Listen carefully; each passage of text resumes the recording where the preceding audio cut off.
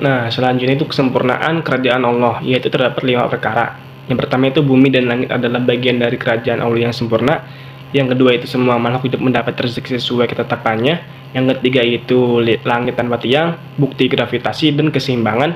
Yang keempat itu hujan menyuburkan bumi menghasilkan tanaman. Yang kelima itu semua ciptaan memiliki tujuan dan manfaat. Maksudnya itu Allah menciptakan alam semesta dengan sempurna. Setiap ciptaannya memiliki keturunan mulai dari rotasi bumi, peredaran matahari dan bulan, hingga pergantian siang dan malam. Itu semuanya menunjukkan kebesaran Allah dan juga tidak ada kecacatan sedikit pun. Itu Allah memerintahkan manusia untuk mengamati dan berpikir agar semakin mengenal keagungannya. Yaitu terdapat di Quran surat Al-Mulk ayat 1 sampai 5. Selanjutnya itu berakal memahami ciptaan Allah. Itu pertama itu terdapat ulil albab selalu mengingat Allah dalam segala keadaan. Yang kedua itu penciptaan langit dan bumi penuh makna atau bukan sia-sia. Selanjutnya Rasulullah menangis membaca ayat ciptaan langit dan bumi. Yang keempat itu ilmu pengetahuan membantu memahami kebesaran Allah. Yang kelima itu bentuk bersyukur, menjaga keseimbangan alam. Maksudnya itu orang yang berakal adalah mereka yang tidak hanya menggunakan akalnya untuk dunia, tetapi juga untuk merenungkan ciptaan Allah. Mereka selalu mengingat Allah baik saat berdiri, duduk maupun berbaring, serta berpikir tentang langit dan bumi. Orang seperti ini yang akan mengakui bahwa semua ciptaan Allah tidak sia-sia. Itu juga terdapat di surat Al-Quran, yaitu Quran surat Ali Imran ayat 190 sampai 191. Nah, selanjutnya itu harmoni ciptaan Allah, yaitu terdapat 5 perkara. Yaitu pertama itu alam berjalan harmonis dan seimbang. Yang kedua itu hujan, angin, gunung, dan tumbuhan memiliki fungsi penting.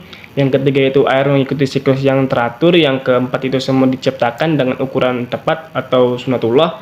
Yang kelima itu alam semesta diatur dengan hukum-hukum terukur.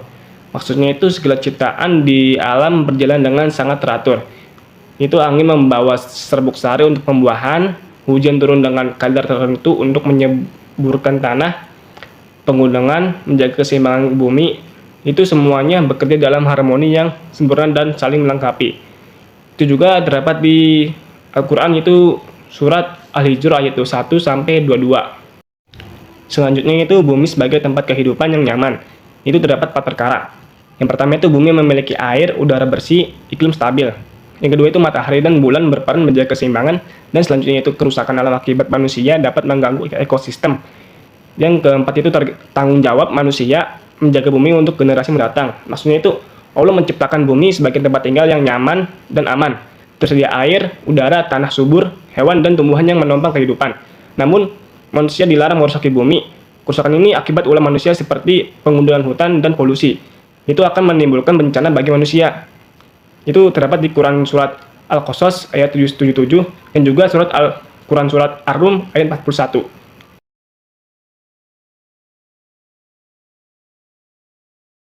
Selanjutnya, menurut Al-Quran, bumi diciptakan dalam 2 masa sebagaimana disebutkan dalam surah Fussilat ayat 9-10.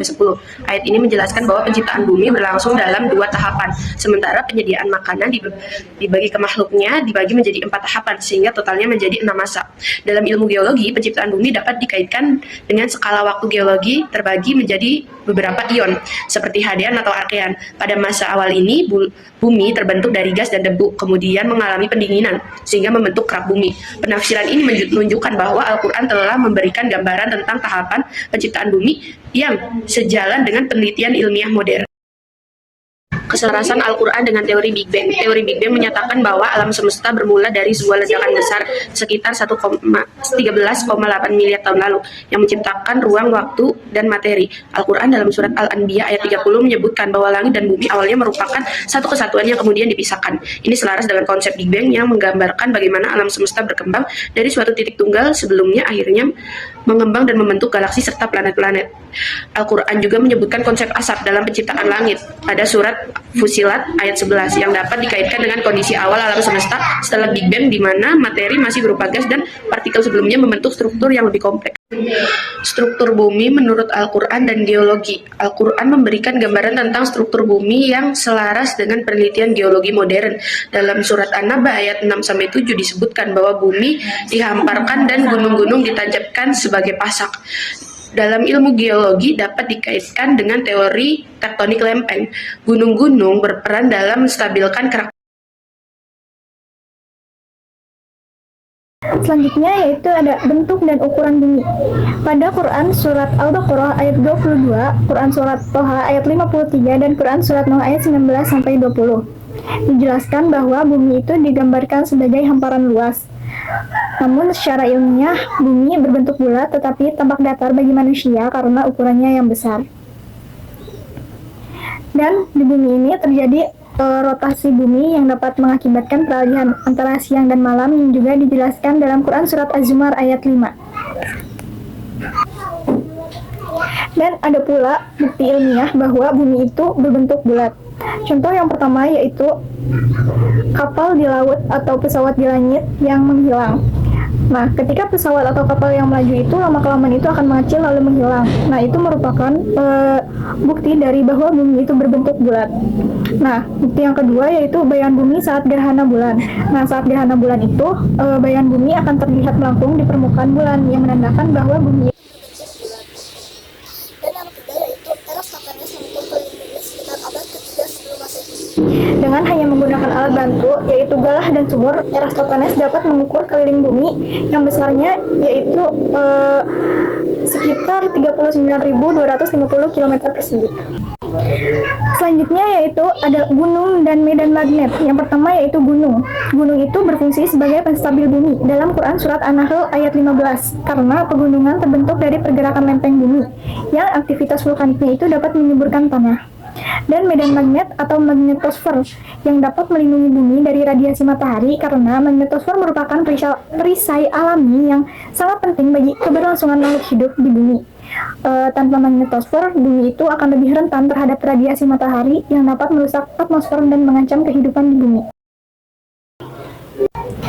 Selanjutnya yaitu ada gerakan bumi dan struktur bumi.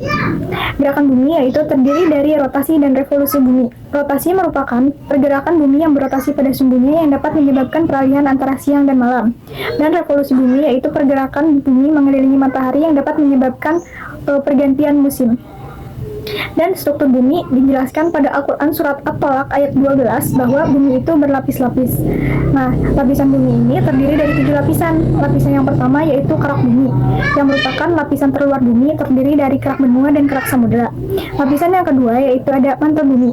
Mantel bumi merupakan lapisan di bawah kerak yang merupakan lapisan yang paling tebal dengan suhu yang tinggi. Lapisan yang ketiga yaitu inti bumi, lapisan terdalam bumi yang terbagi menjadi inti luar yang berupa cairan dan inti dalam yang berupa padatan. Dan lapisan yang keempat yaitu litosfer. Litosfer merupakan kerak bumi dan bagian atas mantel yang padat. Lapisan yang kelima yaitu ada astenosfer. Astenosfer merupakan bagian mantel yang lebur di bawah litosfer. Yang keenam yaitu ada mesosfer, merupakan lapisan mantel yang paling dalam. Dan yang terakhir yaitu atmosfer. Atmosfer merupakan lapisan gas yang mengelilingi bumi meliputi troposfer, stratosfer, mesosfer, termosfer, dan eksosfer. Selanjutnya itu bab 4 itu proses geologi dan hidrologi. Yang pertama itu siklus geologi. Apa sih siklus geologi? Siklus geologi adalah proses perubahan yang terjadi secara terus-menerus pada permukaan dan interior bumi, melibatkan berbagai peristiwa geologi. Itu terdapat 3 siklus. Yang pertama itu siklus bantuan, yaitu perubahan bantuan beku, sedimen, dan metamorf. Yang kedua itu siklus hidrologi, yaitu pergerakan air yang memengaruhi erosi, transportasi, dan sedimentasi. Yang ketiga itu siklus geokimia, yaitu perpindahan unsur kimia melalui pelarutan mineral dan reaksi kimia. Maksudnya itu siklus geologi adalah merupakan proses alamiah yang meliputi pelapukan batuan, erosi, pengangkutan material, dan pengendapan yang kemudian membentuk batuan baru. Itu proses ini berlangsung selama jutaan tahun dan menjadi penentu terbentuknya permukaan bumi yang kita tempati sekarang. Selanjutnya itu skala waktu geologi. Skala waktu geologi adalah sistem yang digunakan untuk mengelompokkan dan memahami sejarah bumi berdasarkan perubahan geologi yang terjadi selama miliaran tahun. Skala ini dibagi menjadi beberapa eon, era, periode, dan zaman. Dan juga skala waktu ini terdapat masa-masa utama, yaitu pertama itu masa Hadean itu 4,6 sampai 4 miliaran tahun lalu. Yang kedua itu masa Archean itu 4 sampai 2,5 miliaran tahun. Yang ketiga itu masa Proterozoikum itu 2,5 sampai 540 juta tahun lalu. Yang keempat itu masa Phanerozoikum itu masanya itu 541 juta tahun lalu sampai sekarang. Jadi maksudnya itu para ahli ini membagi sejarah bumi dalam skala waktu geologi. Mulai dari masa Arkaikum itu awal terbentuknya bumi, Proterozoikum itu masa awal kehidupan, Paleozoikum itu masa kehidupan laut berkembang, Mesozoikum itu masa dinosaurus, hingga Kuarter itu masa manusia modern. Nah, jadi ini pada masa ini menunjukkan bahwa penciptaan bumi tidak instan tetapi bertahap dan sangat terencana. Selanjutnya itu proses erosi dan sedimentasi. Erosi merupakan pengingkasan batuan dan tanah oleh air, angin, es, dan gravitasi. Sedimentasi merupakan pengendapan material erosi di daratan rendah, dasar laut, dan lembah. Dalam Al-Quran surat Ar-Ra'd ayat 3 dan surat Al-Hijr ayat 19 disebutkan bahwa keseimbangan alam yang menunjukkan ketetapan Allah. Maksudnya ini, erosi dan sedimentasi merupakan dua proses utama dalam geologi yang berperan dalam membentuk permukaan bumi. Material hasil erosi akan terbawa ke tempat lain dan mengalami sedimentasi, membentuk daratan baru seperti delta sungai, dataran banjir, atau endapan dasar laut. Contoh nyata dari proses ini adalah delta sungai Nil di Mesir dan delta sungai Mahakam di Indonesia, yang menjadi lahan subur karena endapan lumpur yang kaya akan mineral. Proses ini juga berperan dalam distribusi unsur hara yang penting bagi tanaman.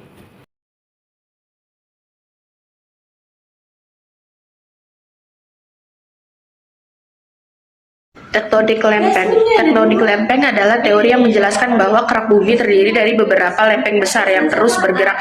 Pergerakan ini berupa saling menjauh, bertemu dan bertabrakan, dan bergeser satu sama lain. Dalam Al-Quran, fenomena ini menjelaskan dalam surat An-Naml ayat 88 yang menyatakan bahwa gunung-gunung yang tampak diam sebenarnya bergerak seperti awan.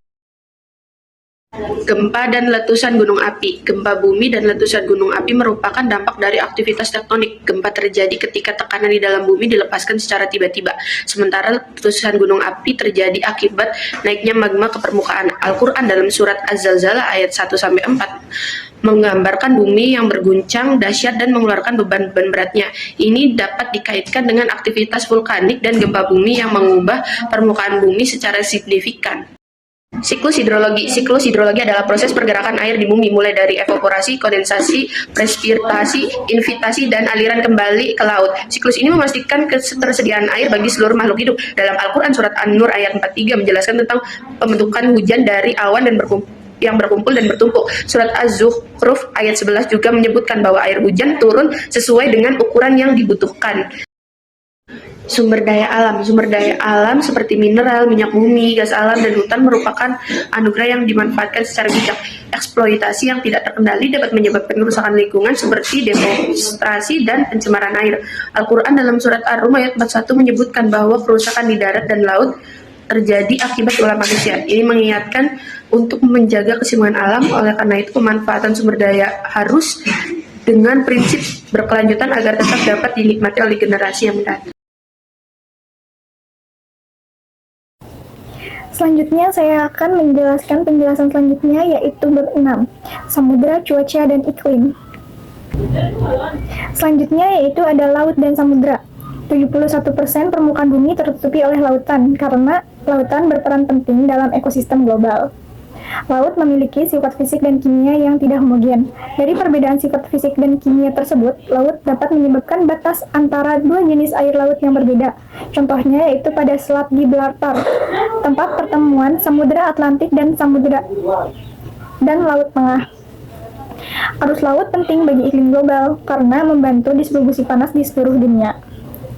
Serta di laut juga terdapat sumber daya laut. Sumber daya laut terbagi menjadi dua, sumber daya laut hayati dan sumber daya laut non-hayati. Sumber daya laut hayati yaitu seperti ikan, moluska, dan rumput laut. Sedangkan sumber daya laut non-hayati yaitu seperti minyak bumi dan mineral. Dan upwelling meningkatkan kesuburan laut dan populasi ikan. Upwelling merupakan fenomena naiknya air laut dingin dari dasar laut yang kaya nutrisi ke permukaan, yang dapat membantu pertumbuhan fitoplankton yang menjadi makanan bagi zooplankton dan ikan. Selanjutnya yaitu ada cuaca dan iklim. Cuaca merupakan kondisi atmosfer dalam jangka pendek, sedangkan iklim merupakan rata-rata kondisi cuaca dalam jangka yang panjang. Ada faktor yang dapat mempengaruhi iklim, yaitu ada bintang geografis, ketinggian tempat, kedekatan dengan perairan, dan tutupan salju. Dan ada penyebab terjadinya perubahan iklim. Perubahan iklim terjadi oleh dua penyebab. Yang pertama yaitu ada penyebab alami. Penyebab alami itu disebabkan oleh rotasi bumi, aktivitas matahari, dan pasang surut air laut. Dan penyebab yang kedua yaitu penyebab antropogenik. Penyebab antropogenik itu disebabkan oleh emisi gas rumah kaca atau CO2 metana. Selain ada penyebab, ada pula dampak dari perubahan iklim. Dampak perubahan iklim yaitu seperti pemanasan global, perubahan pola hujan, dan peningkatan badai dan topan. Selanjutnya yaitu ada fenomena iklim ekstrim. Yang pertama yaitu ada El Nino. El Nino itu merupakan pemanasan di Samudra Pasifik Timur yang dapat menyebabkan kekeringan di beberapa daerah. Dan La Nina merupakan pendinginan di Samudra Pasifik Timur yang dapat menyebabkan hujan lebih banyak di Indonesia. Selanjutnya yaitu ada atmosfer bumi. Atmosfer bumi merupakan lapisan gas yang mengelilingi bumi, yang berfungsi untuk melindungi bumi dari radiasi ultraviolet, menjaga kestabilan suhu, dan melindungi bumi dari meteorit. Lapisan atmosfer terbagi menjadi 5 lapisan. Lapisan yang pertama yaitu ada troposfer. Troposfer merupakan tempat terjadinya cuaca. Lapisan yang kedua yaitu ada stratosfer. Lapisan yang mengandung lapisan ozon. Lapisan yang ketiga yaitu ada mesosfer, lapisan yang melindungi dari meteor. Lapisan yang keempat yaitu ada termosfer, merupakan lapisan bersuhu tinggi akibat radiasi matahari. Dan lapisan terakhir yaitu eksosfer, batas luar atmosfer.